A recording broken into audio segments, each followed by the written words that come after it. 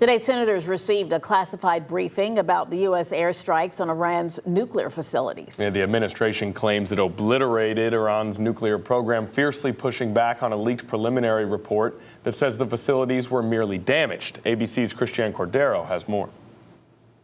Today, the U.S. airstrikes on Iran's nuclear facilities are under a microscope, with conflicting reports on whether the country's nuclear program was destroyed or merely damaged. The administration has adamantly rejected the classified preliminary report from the Defense Intelligence Agency that said the attack only set Iran's nuclear program back by months, chiding the media organizations who have reported its initial findings. This is preliminary, but leaked because someone had an agenda to try to muddy the waters and make it look like this historic strike wasn't successful. Sources familiar with the report tell ABC News Iran moved at least some of its supply of enriched uranium before the attack.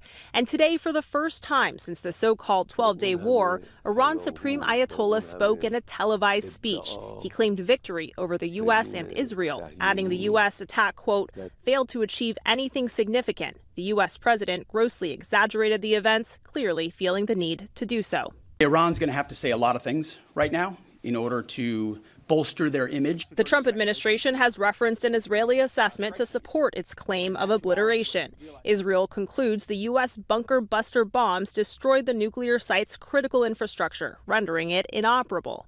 On Capitol Hill today, senators received their first briefing on the strikes behind closed doors. We're going to have to put the puzzle pieces together, and that we'll have conflicting information from various agencies. Our intelligence is great. Clearly, the Israeli intelligence is great. But I don't think anybody knows the extent of the damage. Intelligence sources tell ABC News in light of the preliminary report being leaked, the administration is planning on limiting Congress's access to a system that shares classified information, though the administration has not suggested where exactly the leak came from. Christiane Cordero, ABC News, Washington.